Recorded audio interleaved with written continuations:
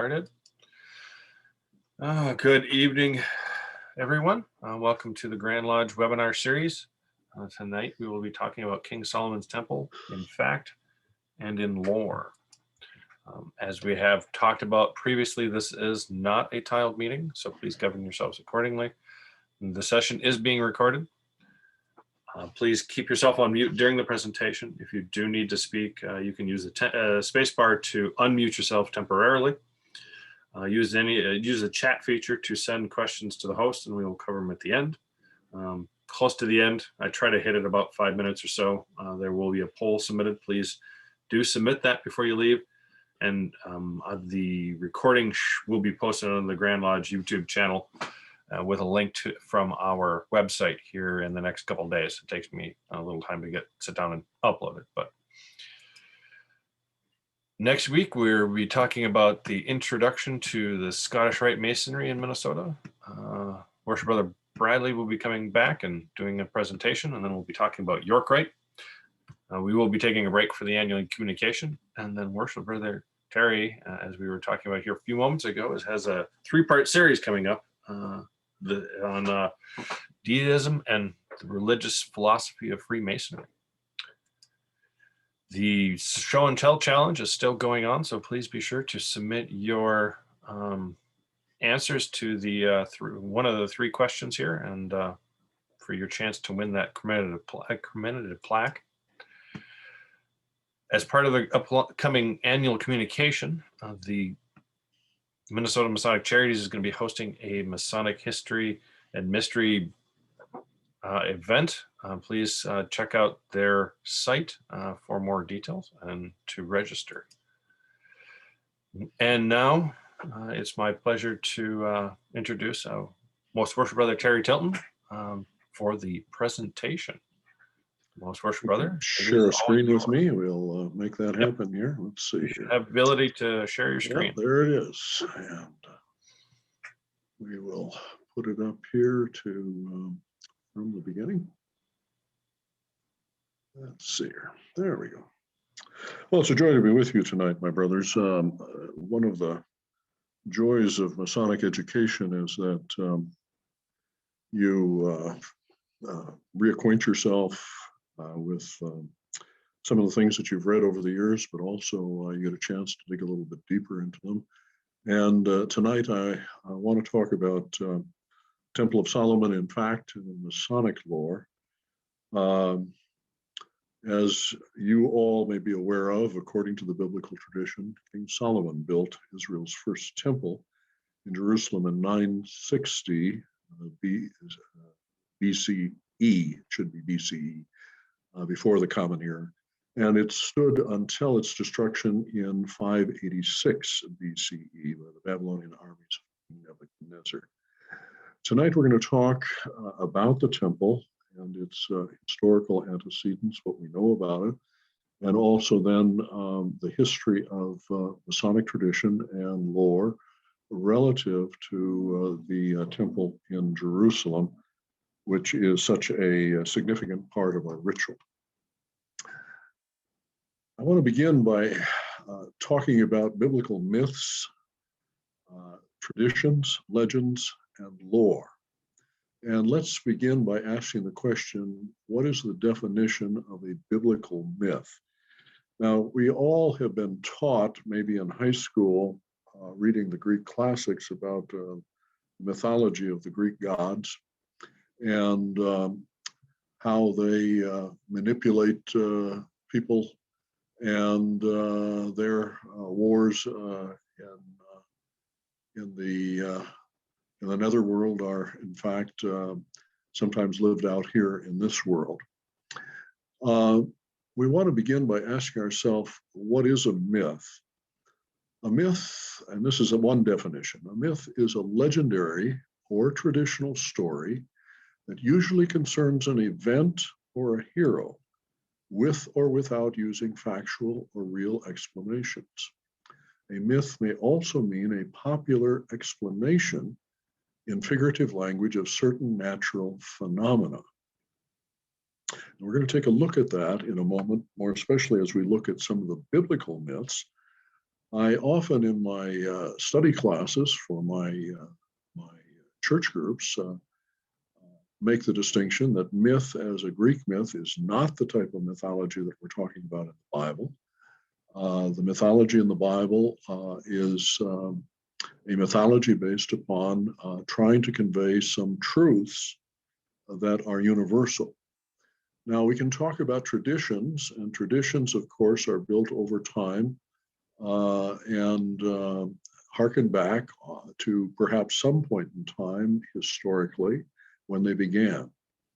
Legends and lore, however, although they may have and often do have a kernel of historical background, often are built up over a period of time. And they are stories that we tell about the way we would like the world to live or how the world came into being.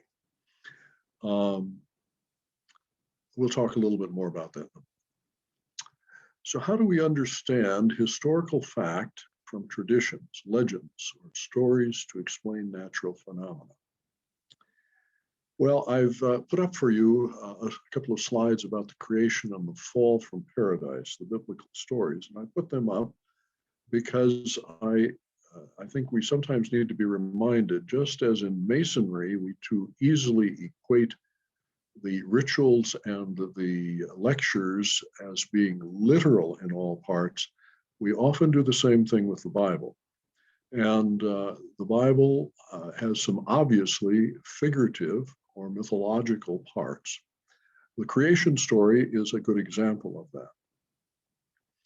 There are actually two creation stories in the Bible. The first one is from Genesis, the first chapter, the first verse, to Genesis, the second chapter, the third verse, and it's the story of the 7 days of creation, which we often use in our ritual when we talk about in the beginning, God created the heavens and the earth was without form and void, and it probably should read and became void, and darkness was on the face of the deep, and God said, "Let there be light," and there was light. We allude to that story. It is we have a second creation story. The second creation story is one that you may also know, certainly know very well. It's the story of Adam and Eve. The story of how, which begins in the fourth verse of the second chapter, when God created the earth and the heavens, the first creatures that were created were a man and a woman, Adam and Eve, and they lived in a garden, a celestial garden called the Garden of Eden.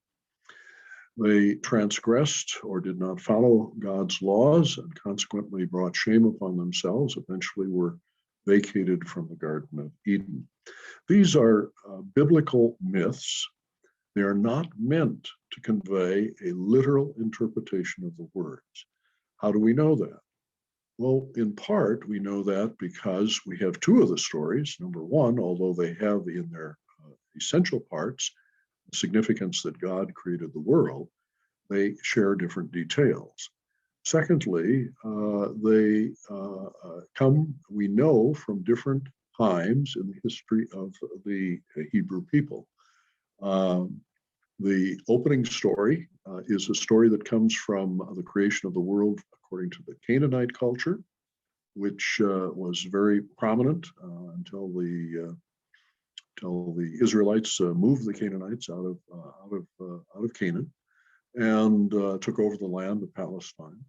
The second story is from the creation stories and myths of the Middle East, with a garden, a lush garden, much like the towering gardens of Babylon, a place of perfect creation. We have many other myths in the Bible, Noah and the flood. Well, you might say, what's Noah and the flood about? Noah and the flood, if you take a look at the story very carefully in the 12th through the 14th chapters of Genesis, you'll discover one has a story, and we have two stories there. One is a story of 40 days and 40 nights. That's what I remember growing up and being taught in Sunday school. But the other story is 120 days and 120 nights. One story has a dove going out. Another story has a crow going out. We know that these are biblical myths. They explain, in fact, how God was displeased with the world through a flood. They explain why we have rainbows. They explain why and how we first began to eat meat, because it was only after Noah had landed that the eating of meat was first recognized in the Bible. And there are many other parts of this that we can talk about. Moses and the 40-year sojourn of wilderness, we have to ask some questions about it, because if you take it literally, it says there were 605,000 men plus women and children that migrated out of Egypt. Literally marching 6 abreast, it would take almost a week and a half for them to cross the Red Sea. How do you feed them? It literally would have taken a water train every day of water cars 10 miles long, and to feed them even more. These stories are not meant for us to be looked at as historical in the sense that every detail is accurate. We know that. So let's talk about a little bit later time, King David. King David is a prominent individual in the Bible. I often teach my Bible study students that the first historical figure in the Bible, its names and dates and places that we can identify even today, is Abraham. Abraham would be about the year 2000. But when we think of King David, we're thinking about the year 1000, 1,000 years later. David is a prominent individual in the Bible, no question about that, blessed by God. We have supposedly his poems. We have some stories about him. But do we have any archaeological evidence about him? And the answer is none, except an inscription at Tel Dan, which is in northern Israel, that was written 100 years, at least 100 years after the death of David, according to the Bible, that says that a king was conquered from the house of David. It's the only reference we have archaeologically to David ever existing, aside from the Bible. King Solomon in the temple. What do we know about that? Obviously very famous, obviously a very big part of biblical lore. The wisest man in the world, the richest man in the world, man who built a temple because his father, King David, was not allowed to. All of our rituals and lectures harken back, at least in the craft degrees, to Solomon and the builders of King Solomon. We are told that we are descended from the workmen on the temple. This is a quote. The first temple is one of the most famous buildings of the ancient world and also one of the most mysterious.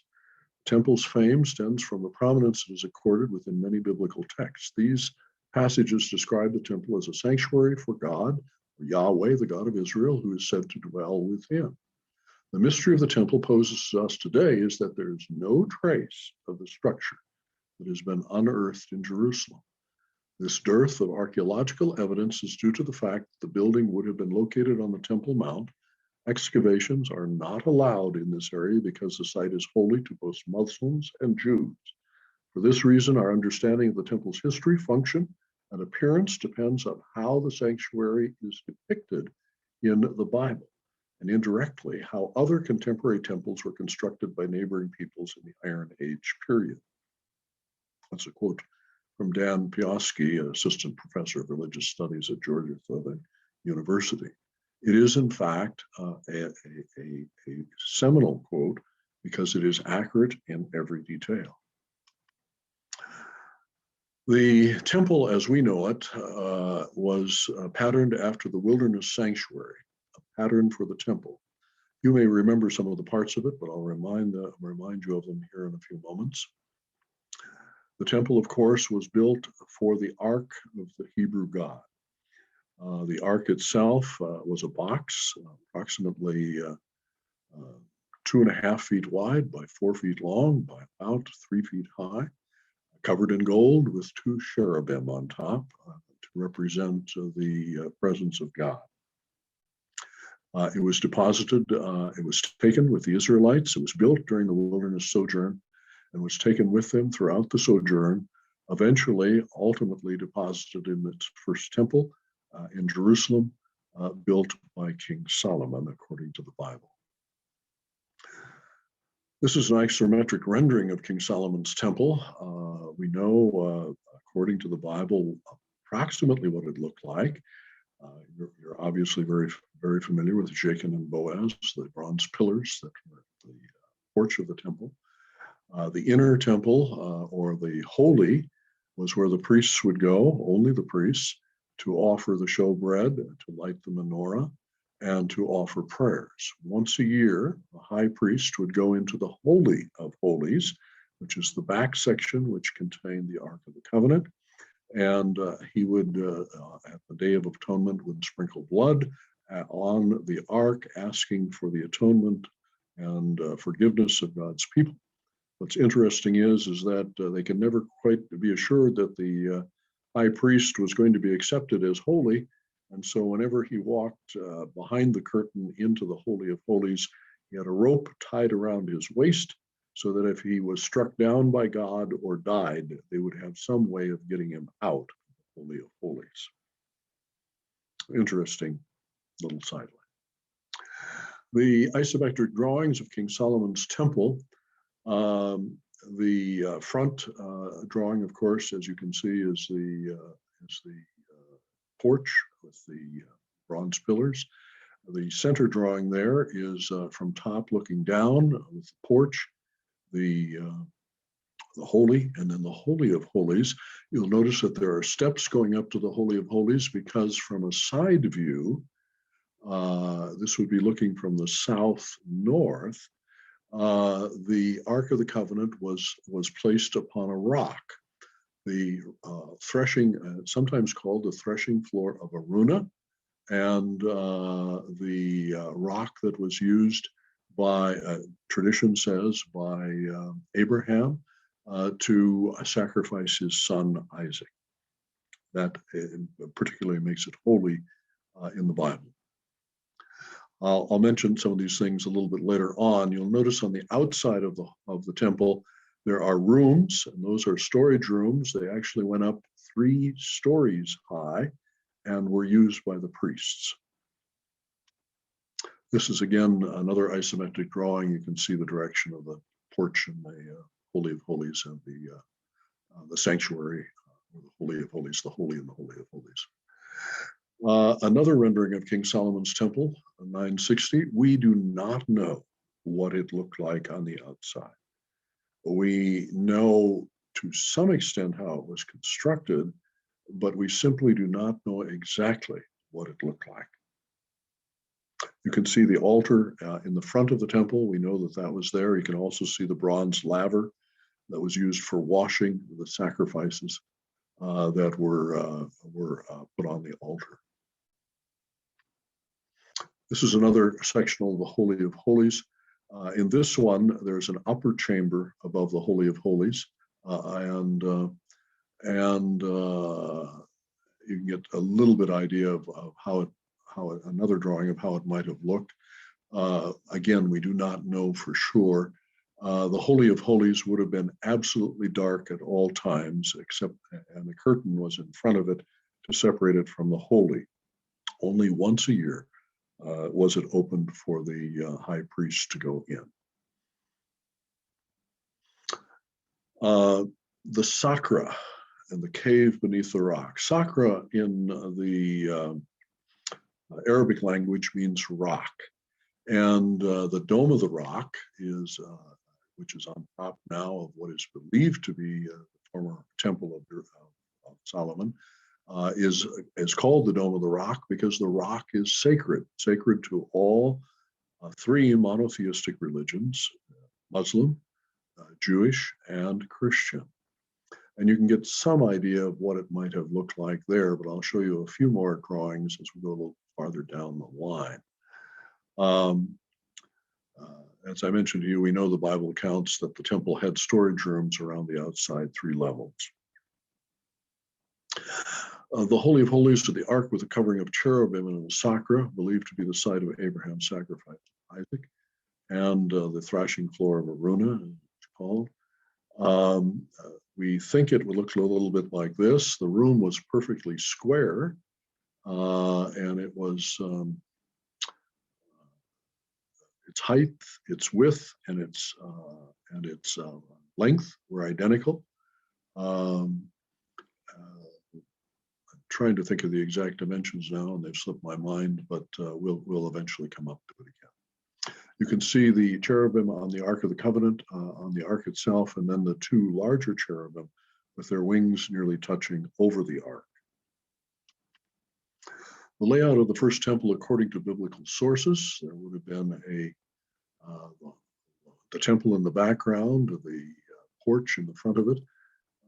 There would have been various buildings in front of the porch or around it, priest quarters, sacrificial areas, the place for purification for the women and the Israelites. The court of the Israelites was only for the men, but the women's court was in front of it. And so the women could get no closer than to the outside of the court of the Israelites to the court of the men. Another isometric drawing, as you can see. And in this one, we have 12 lavers, I guess 10 lavers. Should be, I just thought 12, but they've got 10. And then the large laver and the sacrificial altar, horned altar in front of it. It's interesting, in Jesus' day, it was impossible to do all the sacrifices for the Passover in a single day. And so we know that they were done 3 or 4 days ahead of the Passover, through the Passover. Literally, there would have been well over between 100 and 300,000 people coming into Jerusalem.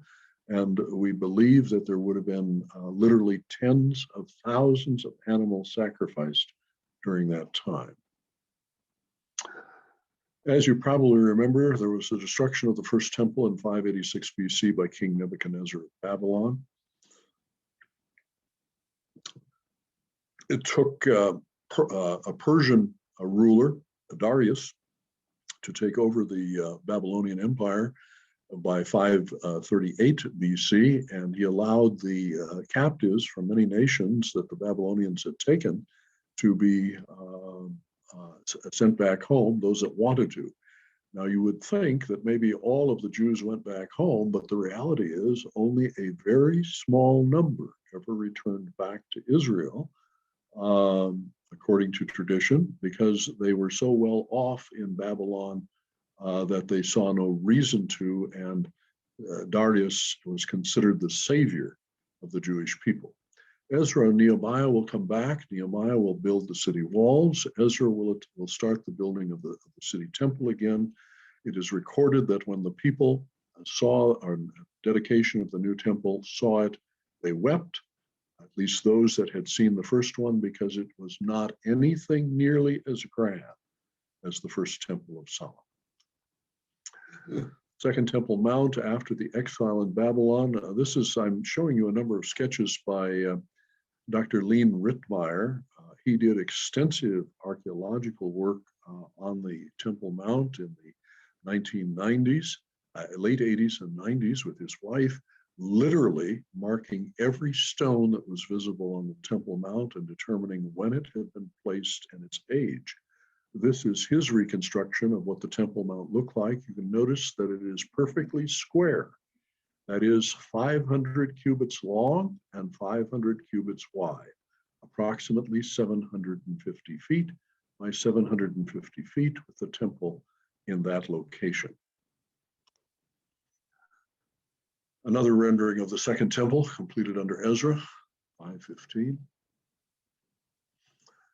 The Temple Mount in the Hasmonean time. The Hasmonean time is the time of the throwing off the rule of the Seleucids and getting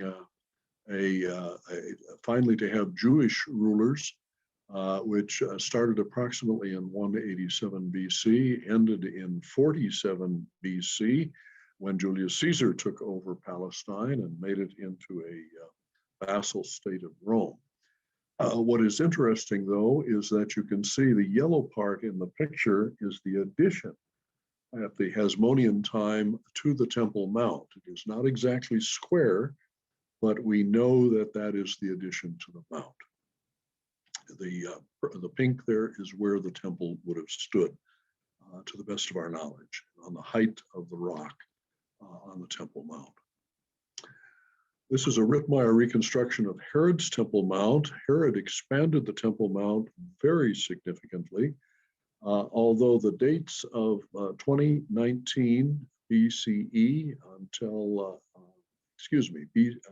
before the Christian era until 1211 BC or 10 are used for the dates of the building of the temple. We know that the temple was still being built in 63 AD, or at least portions of it. It was dedicated in November 18 BCE.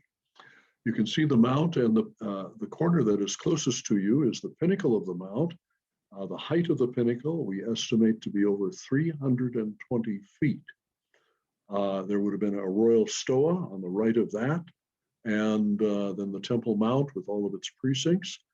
What you see of the temple today is the first 70 feet of the Temple Mount thrown down over the edge by the Romans after its destruction in 70 BC, and we'll talk about that in a moment. Herod's Temple and the Mount expansion, and you can see where the original temple was. Then the expansion is all of the yellow.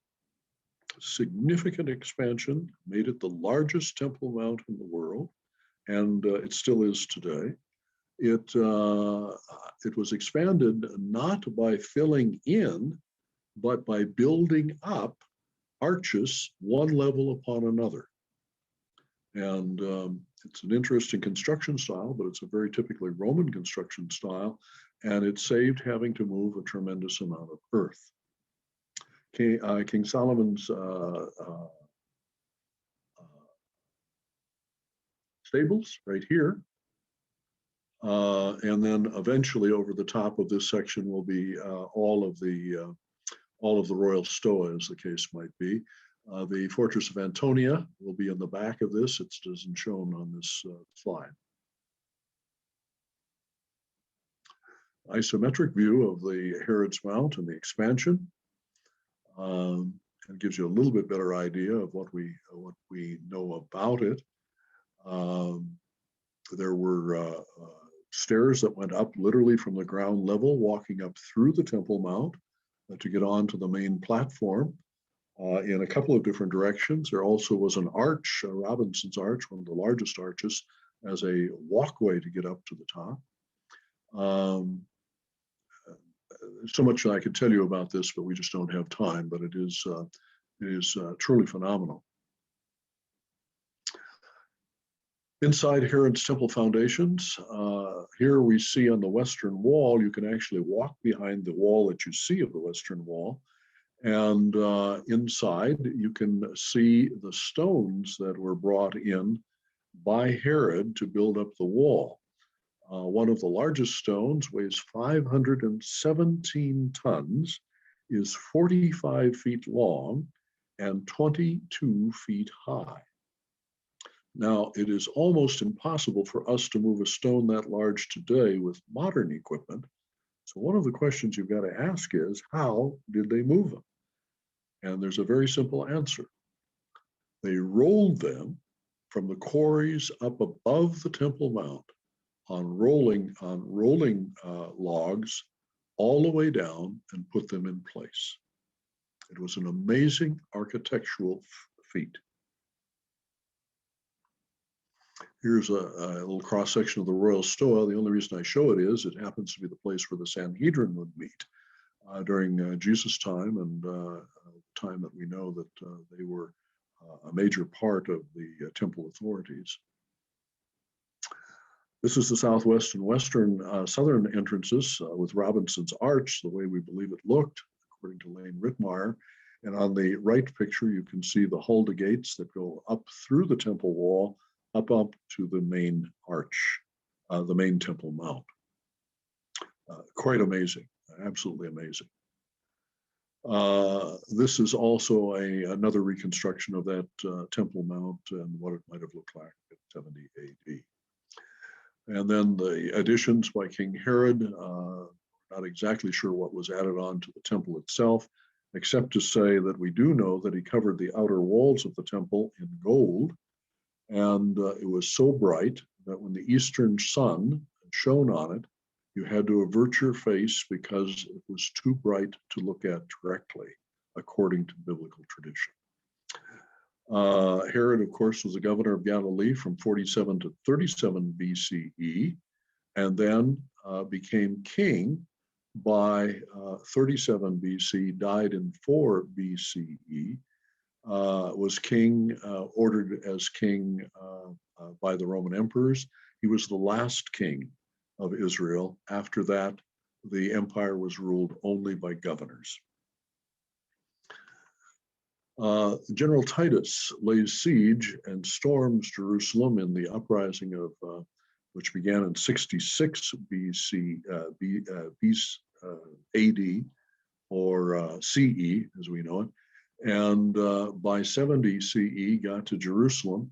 The siege dates are 14th of April, 3 days before the Passover, to the 8th of September, approximately 4 months and 26 days to storm the citadel and take the city of Jerusalem. It would take another 2 years before they were able to take the last remaining outpost of resistance, that was at Masada. A rendering of the siege of Jerusalem. The temple today. Since the 67 war, the Jewish authorities have been able not to put authority on the Temple Mount. They knew that in taking this area of Old Jerusalem, they could not take the Temple Mount away from the Muslims without inciting massive riots and wars by all of the Arab nations. And so they allowed the Waqf, W-A-Q-F, to have authority on the Temple Mount, and they would have authority on the rest of the area around it.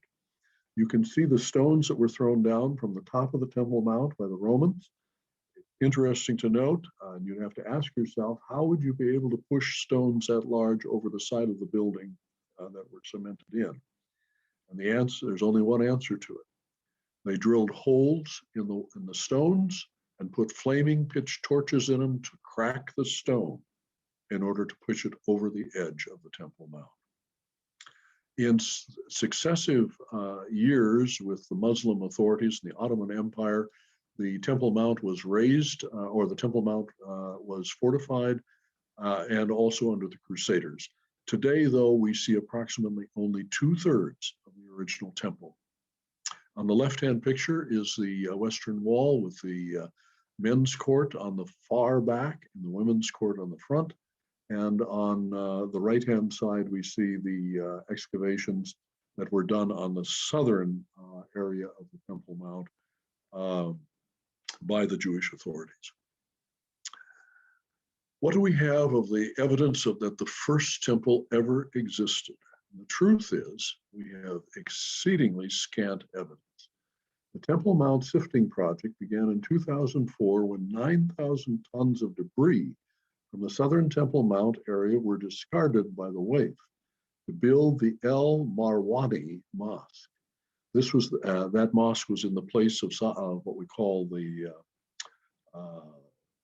Solomon's stables. This was the first archaeological examination of the Temple Mount in modern history. On the left-hand side, the Israeli Museum acquired a thumb-sized ivory pomegranate, 43 millimeters high, on July 29, 1998. It is unprovenced. That means we do not know where it came from exactly, but they believe it to be from the first temple. It is the only evidence existent that there ever was a first temple. The Sakura, or the Dome of the Rock, the third holiest site in Islam, built between 685 and 691.5 CE by Abdul al-Malik, probably the most important Umayyad caliph of the empire. It is, as we'll see, it's considered to be one of the most beautiful buildings in Arabic culture. The dome, of course, is directly over the top of the Sakura, or the rock, the Aruna's thrashing floor, the rock that was used to supposedly sacrifice Isaac by Abraham. Inside the most beautiful Islamic mosque in the world, the Qubat as-Sakra, the dome, literally dome of the rock, the oldest Islamic monument in the world. It is absolutely gorgeous. I was privileged to be in it twice. Today, however, only Muslims are allowed to be in it. It is a mosque, and so it is a sacred place, but it is in part limited to Muslims for security reasons, because there is a very rabid group of Jewish Orthodox priests and families that believe that if the Dome of the mosque can be destroyed, they can begin the rebuilding of the third temple. Heavily guarded. Here's the inside of the dome, and you can see the Sakura, the rock, on the right. What's interesting is the chiseled section that's in front of you was actually chiseled out by the Knights Templar, and literally they sold pieces of the rock, or the Sakura, pound for pound in gold. You wanted a piece of the rock, its weight needed to be purchased in gold. The inside is what you see there on the left-hand side, absolutely gorgeous. This is Lane Rittmeyer's isometric drawings. You can see the rock on the left, and you notice the little yellow square on the top of the rock. This is believed to be the place that was squared off and leveled for the Ark of the Covenant to sit in the Holy of Holies. There is a cave underneath the Sakura. It has a interesting kind of history, but probably no relevance particularly to us as Masons. On the right-hand side is the reconstruction of the Crusader church over the Dome of the Rock. They built obviously an altar over it and put marble down, and this is what it looked like before that was all stripped out when the Crusaders left Jerusalem, or eventually were conquered in the late 11th, 12th century. The Temple Mount found by the Crusaders. There is the stables under the Temple Mount on the left. There is the pinnacle on the bottom picture on the left, and of course on the right. This is actually excavations done by the Jewish authorities, or by the Jews, the Israelite archaeological authorities, which were trying to find out what was there in the time of the Jews.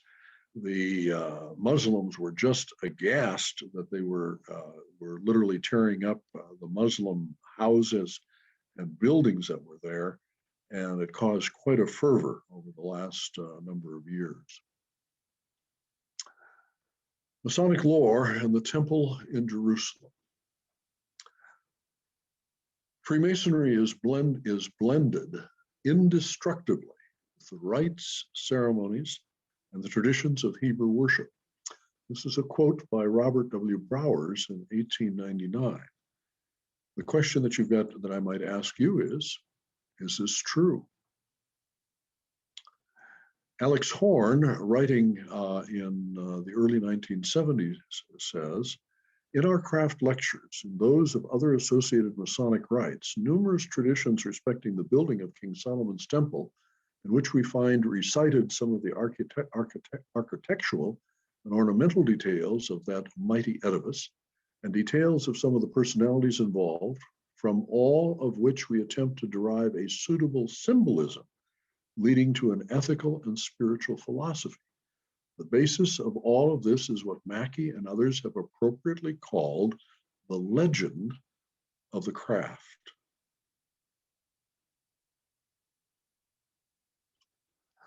What is a true Masonic tradition or a legend? Well, the presumption is a tradition is found in some greater historical event. A legend may have an individual or a historical event behind it, but often has great allegory, great storytelling along with it, much more. What then is our documentary heritage about the temple concerning Freemasonry? Well, we have the old charges. Mostly they are operative from the 14th to the 17th centuries. There is about 105 of them, I believe, that are known. They are the first documents with our 3 degrees, first written down and somewhat changed and elaborated. This is from H.L. Haywood, written in 1959. There are early catechisms. Most are non-operative and speculative. They are from the early 17th century to the first half of the 18th centuries. More significantly, for the elaboration of the ancient traditions and the old charges. Then we have the Book of Constitutions, which comes along at this point in 1723 and later revised in 1738 by Dr. James Anderson. It was the first work of its kind in the history of speculative Freemasonry. And then if we stop to think about it, we have the monitors, and in some jurisdictions like our own, Masonic manuals, which have the explanatory lectures. In the British Isles and the Netherlands, they have 3 of these that are simply called the explanations of the tracing. This is our documentary heritage about King Solomon's Temple and Freemasonry. During the speculative period of Freemasonry, everything goes back to Anderson.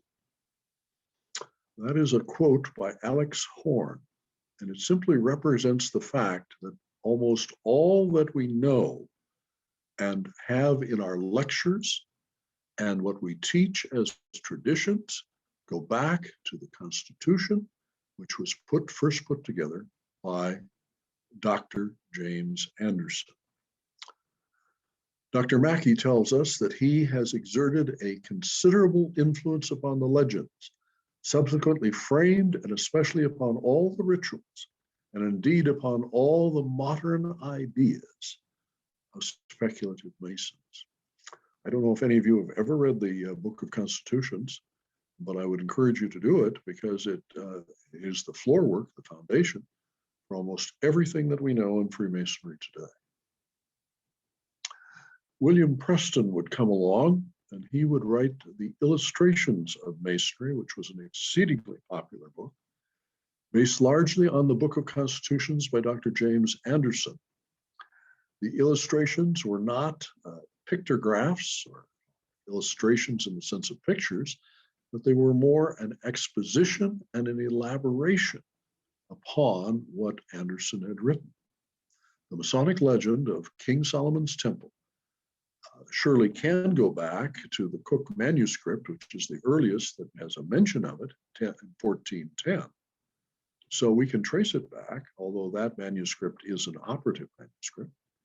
But thus the Masonic tradition of King Solomon and his temple was first found in an operative document.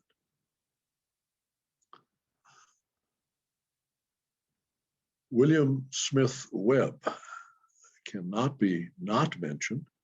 In America, he is the fountainhead of all monitorial work and is famous for the Freemasons monitor and the illustrations of masonry.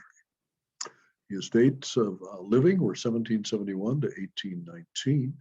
In his 1792 edition, a reprint, the first 64 pages are word for word from Preston. But later reprints had additions in 1802 and 1805 with many, many additions to the work that most of us know today. The oldest Masonic manuscript is the Regis Poem in 1390. What is interesting about it is it has absolutely no mention of King Solomon or King Solomon's Temple and Masons. It is the Cook manuscript of 1410 that has it, is the first one. Most operative Masons clearly believe the traditions of their craft to go back to the time of King Solomon, as we read in that Cook manuscript. At the making of Solomon's temple that King David began, Solomon had 80,000 masons at this work, and Solomon confirmed the charges that David his father had given to his masons. And Solomon himself taught them their manners, customs, and practices, but little differing from the manners that now are used. This is the manuscript of 1410. I would be remiss not to mention an alternate theory for where King Solomon's temple and its lore came into Masonry, and that is through the French compagnage. This is a 13th century French craft guild. These were carpenters, stone carvers, plasterers, metal workers, and other craftsmen that belonged to independent guilds. The importance given to the transmission of knowledge forms the cornerstone of the movement's identity. First duty of a compagnon is to retransmit his knowledge.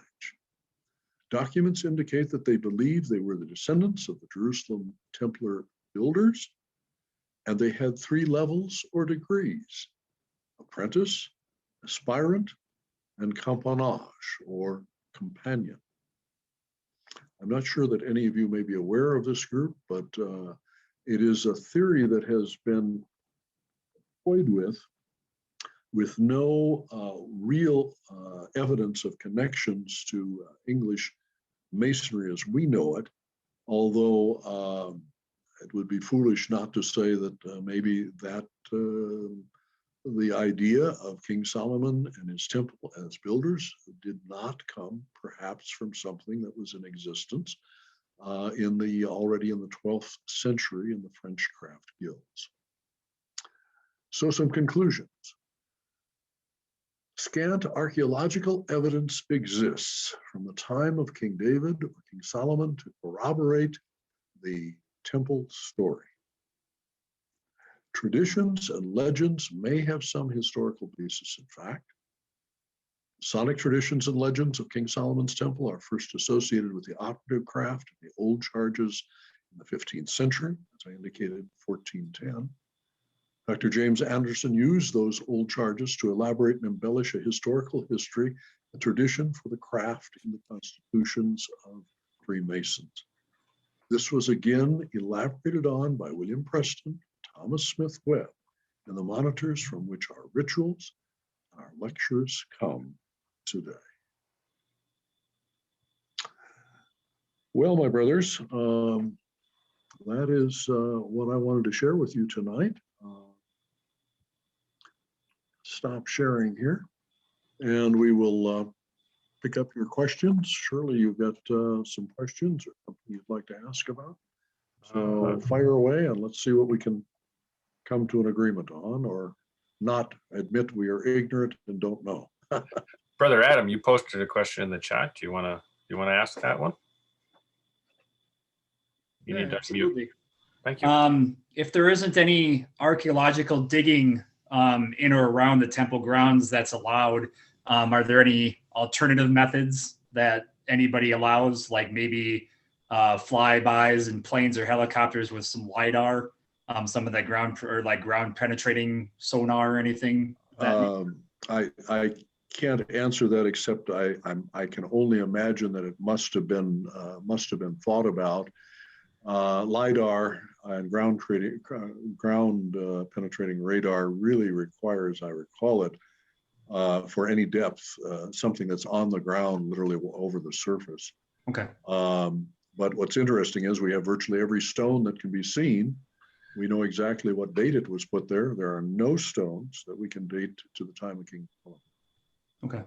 In part, that's because the Temple Mount was enlarged, so the stones of King Solomon are probably on the inside someplace, but you can't get to them. Mm-hmm.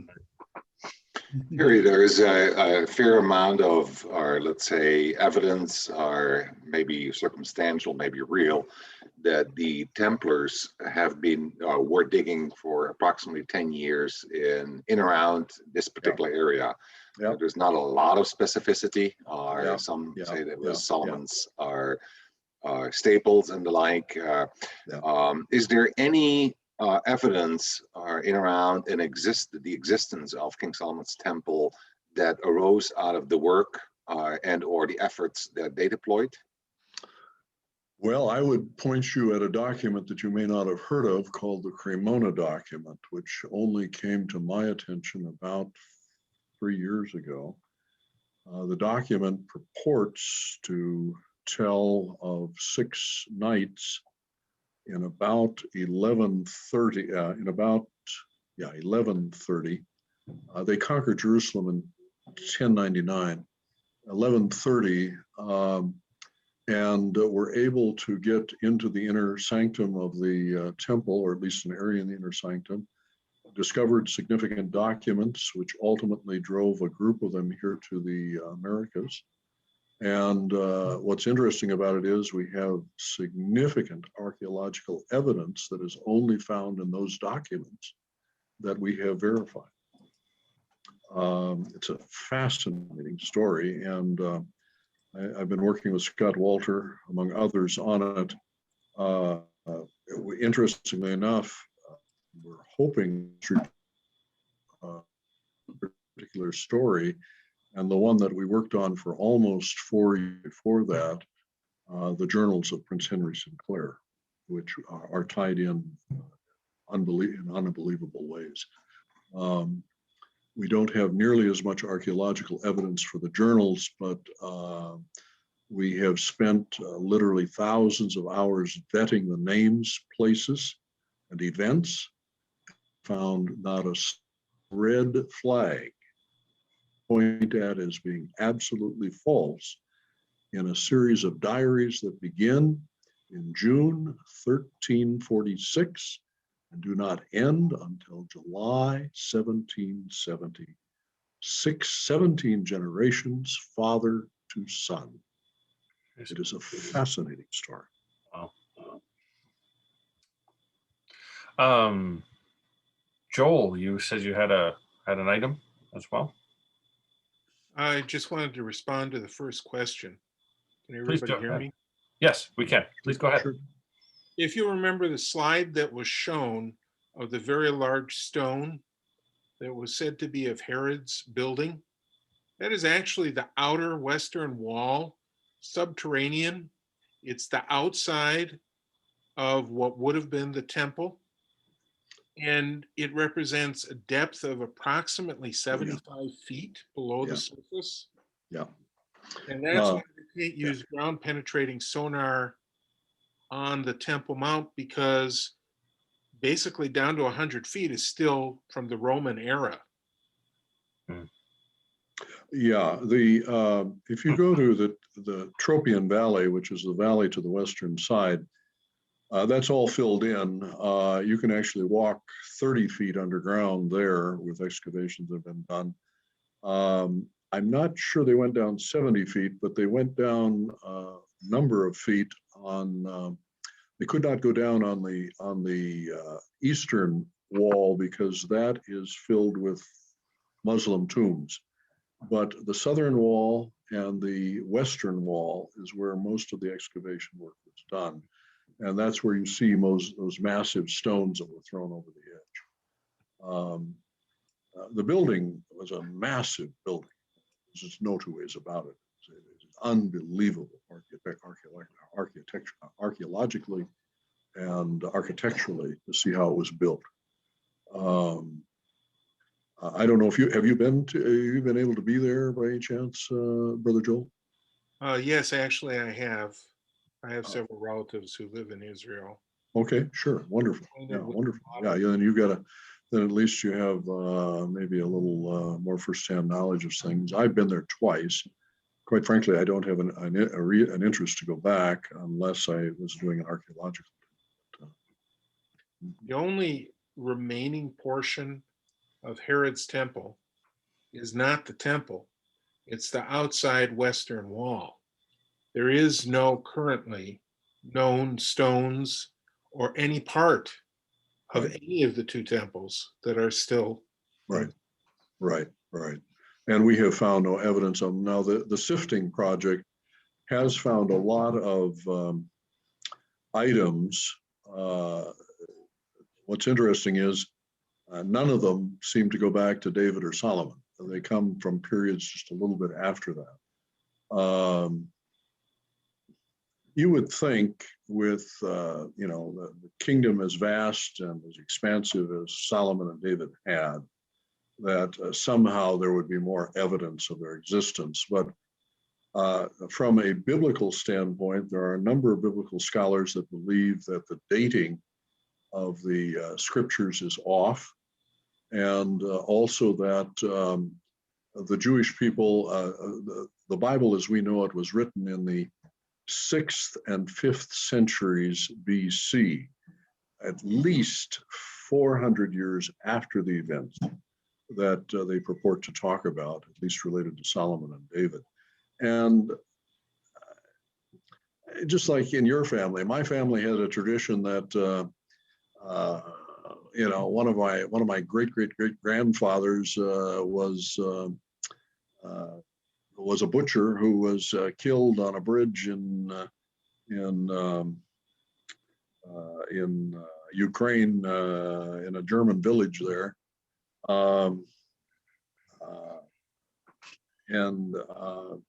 We've not been able to find any evidence of that whatsoever, even with all the records that we found.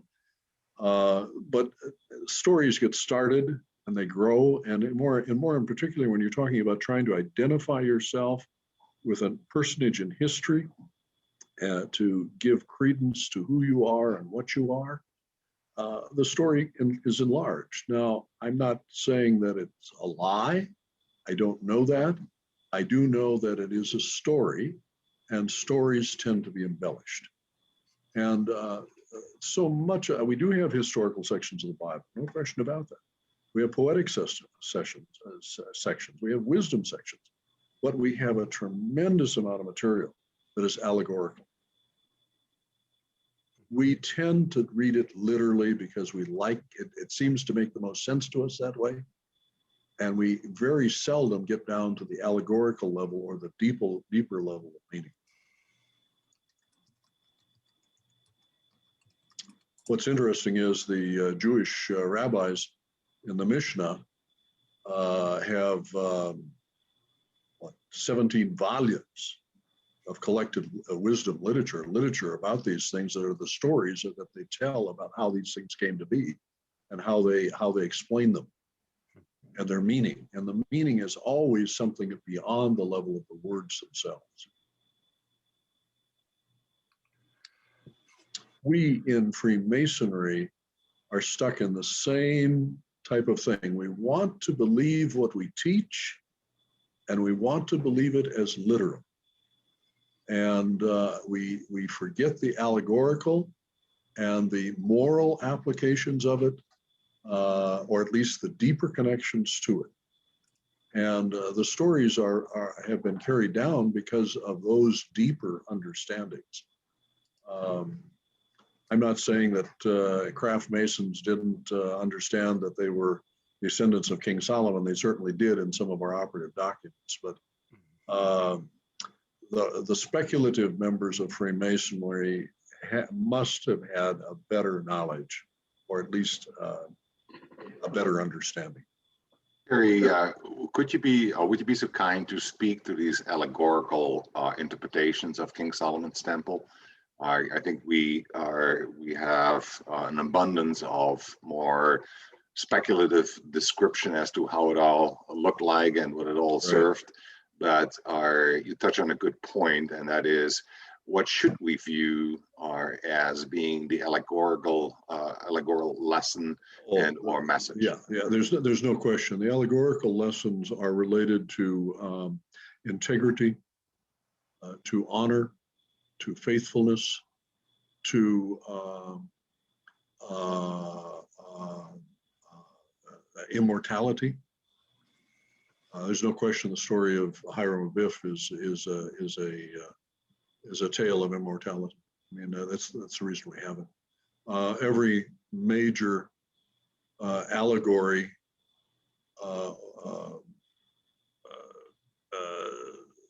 has something related to that. I mean, we have them from the church. We have them from, the life, death, and resurrection of Jesus is an allegory, or at least some people would tell you it is. Now, you can decide for yourself, but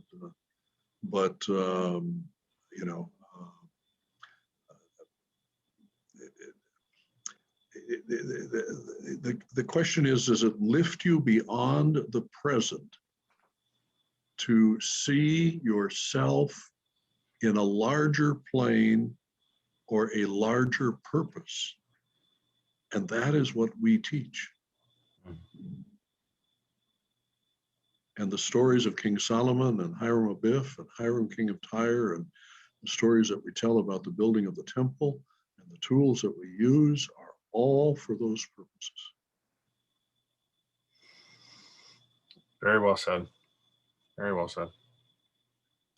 Well, thank you, Most Worshipful, for the great lecture in the evening. Yeah, sure. Go ahead, please, John. Sorry. Yeah, may I ask one question? Terry, the Bible indicates that the temple was built by apparently both Jews and non-Jews. Is that a significant part of the legend that we find in the Bible? Jews and non-Jews. In other words, Hiram Abiff was a Phoenician. Oh, you're talking about Hiram Abiff in terms of, okay. I